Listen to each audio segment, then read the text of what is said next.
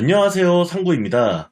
어제 FOMC 4월 연설 이후에 비트코인이 많이 하락 추세로 다시 돌아선 것으로 확인되는데요. 지금 보시는 화면은 바이비트 화면입니다. 차트에 제가 이렇게 상승 채널을 좀 그려놨는데요. 여기 밑에 맞고 다시 올라갈 수도 있겠지만 깨지고 내려갈 수도 있겠습니다. 지금 이렇게 제가 선을 그어놓은 거는요, 그냥 단타를 치기 위해서, 단타, 스캘핑을 치기 위해서 이렇게 그어놓은 것이지, 이게 무슨 장기적인 관점에 도움이 되는 그런 방법은 아닙니다. 일단 어제 FOMC 회의 이후에 앞으로 이제 3월 15일, 16일 다음 회의까지 약 한 달 반 정도가 남았는데요.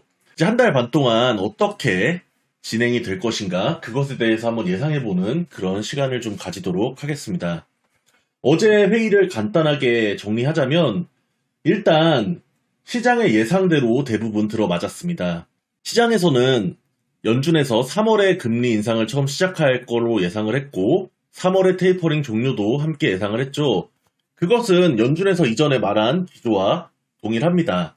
다만 너무 많이 하락을 했었기 때문에 연준에서 만약 나스닥이나 비트코인 이런 자산시장의 하락세에 부담을 느꼈다면 조금이라도 비둘기파적인 좋은 내용을 이야기해주지 않을까 하는 기대감에 FOMC 일정 이전에 바닥을 치고 잠깐 반등을 해줬던 것으로 그렇게 예상할 수 있습니다. 이런 예상은 대부분 비슷하게 하니까요. 시장에서 예상한 그대로 이야기를 했지만 너무 많이 자산시장이 하락했던 것에 비해서는 다소 매파적으로 발언을 했었습니다.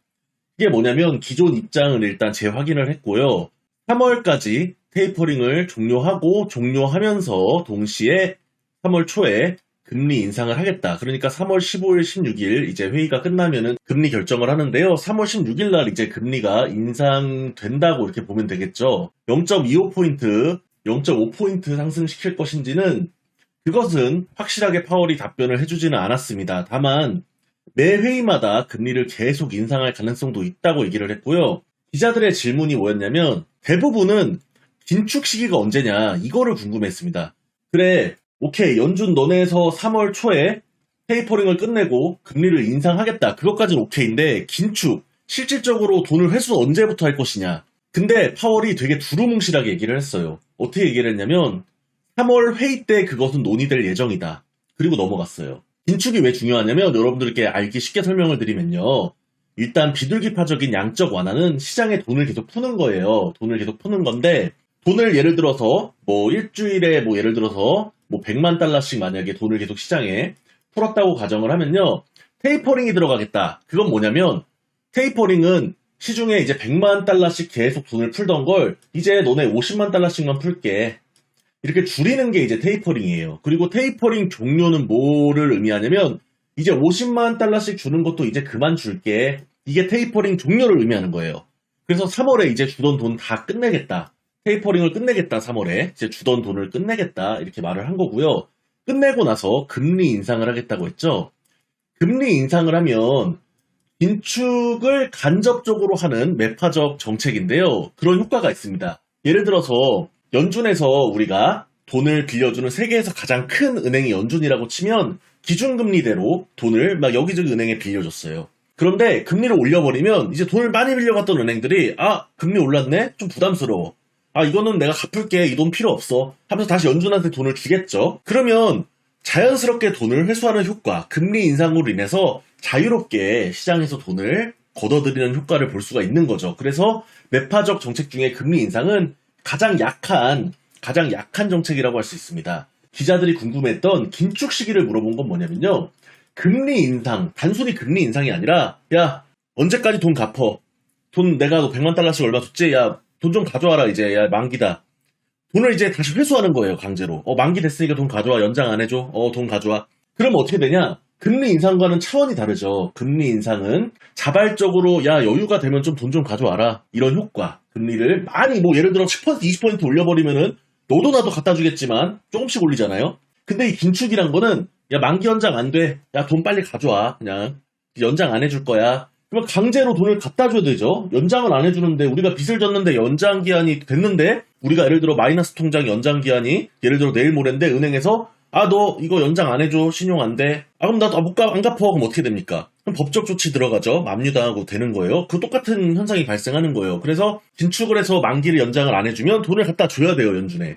그러면은 이제 시장에 있는 돈이 강제로 회수되는 효과를 보게 되는 거죠. 그렇게 되면 이제 이거는 차원이 다른 문제입니다. 이렇게 돼버리면 시중에 풀렸던 돈을 강제로 회수하는 거기 때문에 각종 자산시장, 나스닥, 비트코인, 부동산 들어갔던 애 돈들이 이제 다 급하게 나오게 될 수밖에 없는 거예요. 특히 이 비트코인은 나스닥보다도 훨씬 비안전 자산이기 때문에 가장 학고 자산이기 때문에 학고가 뭐냐면은 가장 아래에 있다는 뜻이에요. 그 아래의 자산이기 때문에 긴축이 들어가면 비트코인 시장에 출렁일 수밖에 없다는 거죠. 그래서 이 긴축 시기를 기자들이 계속 물어봤는데 파월이 노련하게도 다음 회의에서 논의하겠다라고 끝났습니다. 그럼 이제 앞으로 우리 어떻게 대응해야 하느냐? 3월 15, 16일 한 달 반 뒤에 다시 회의를 하고 발표를 합니다. 그 회의에서 어떤 내용이 회의로 상정돼서 결과가 나올지는 그때 돼봐야 알겠죠? 저는 일단 좀 이렇게 간단하게 말씀드리자면 비트코인 일단 바닥을 더 향해 달려갈 것으로 예상을 합니다. 왜냐? 일단 바닥이 어딘지 확인이 안 됐어요. 3월에 금리 인상을 하는 거 확실하고 3월에 테이퍼링 종료하는 것도 확실합니다. 그렇다면 3월 회의에서는 앞으로 긴축을 할 건지 말 건지 금리를 앞으로 얼마만큼 올릴 것인지 이런 회의를 해서 발표를 하게 될 텐데요. 어차피 안 좋은 얘기 나올 확률이 더 높잖아요. 그래서 일단은 나스닥이고 비트고 하방으로 쭉쭉 내려갈 거라고 그렇게 생각을 합니다. 그러면은 이제 3월 이 시기가 다가오기 전에 제 생각은 바닥을 깊게 쳤다가 조금 기대감에 또 요번처럼 올라올 것 같아요. 왜냐하면은 이게 나스닥과 비트가 엄청나게 하락을 한다 칩시다. 예를 들어서 막 50%, 80% 갑자기 나스닥이 10,000포인트가 깨져버렸어요. 그럼 연준에서 그러면은 아씨 가만히 있겠어요? 어이구 나라 망했네. 아 경제 망했다. 큰일 났다. 그러면은 연준에서 매파적 정책을 유지할 수가 없습니다. 그렇기 때문에 최대한 바닥을 치면 연준에서 이 정도 자산시장이 바닥을 쳤으니까 연준에서 이번 3월 회의에서는 조금 완화된 매파적이지 않은 비둘기파적인 내용을 얘기해주지 않을까 하는 기대감에 이번처럼 조금 상승을 해줄 거고요. 3월에 이제 회의가 딱 끝났을 때 정말 연준에서 자산시장의 하락이 너무 깊다. 조금 속도 조절을 하겠다라고 좋은 얘기를 해주면 3월부터는 반등장, 우리가 사랑하는 그 슈퍼 반등장 올 가능성이 있다고 생각을 하지만 일단 2월 달에는 사실 큰 기대를 하지 않으셨으면 좋겠습니다. 올라갔을 때 무조건 접의 숏으로 대응하시는 것이 가장 현명한 그런 투자 방식이라고 될 것이라고 저는 그렇게 생각합니다. 이해가 잘 되셨나요? 제 의견은 제 의견일 뿐이니까 여러분들을 그냥 참고만 하시기 바랍니다. 다만 위에서 물려 계시는데 난 존버는 무조건 승리한다. 정말 죄송하지만 진짜 다 날아갈 수가 있습니다. 그 1원 한 장 없이 그냥 다 날아갈 수가 있으니까 좀 경제 돌아가는 상황을 좀 아시고 대응을 하셔야 됩니다. 진짜로. 지금 코로나 때 계속 비둘기처럼 금리 내리고 돈 계속 풀던 그 시대가 아니에요, 지금. 지금 여기서 상황이 반전되려면은 최대한 나스닥과 비트코인이 바닥을 치면서 오미크론의 변이에 오미크론까지 나와가지고 막 또 세계가 막 불안하고 이래야지 이제 돈을 다시 풀고 올라갈 여지가 생기는 거지. 지금은 일단 조정을 받을 수밖에 없다. 다만 갑자기 러시아가 뭐 침공을 해서 대대적인 전쟁 상황에 돌입한다던가 이런 변수들은 고려하지 않은 겁니다. 그런 변수가 생길 경우에는 갑자기 비트코인이 막 폭등하거나 그럴 가능성도 있습니다. 그런 것들은 상황마다 대응을 하시면 되고 일단은 그냥 평범하게 갔을 경우에는 2월은 바닥을 확인하기 위해 더 내려갈 가능성이 높다. 3자가 깨질 가능성이 높다. 이렇게 말씀드리겠습니다. 시청해주셔서 감사합니다.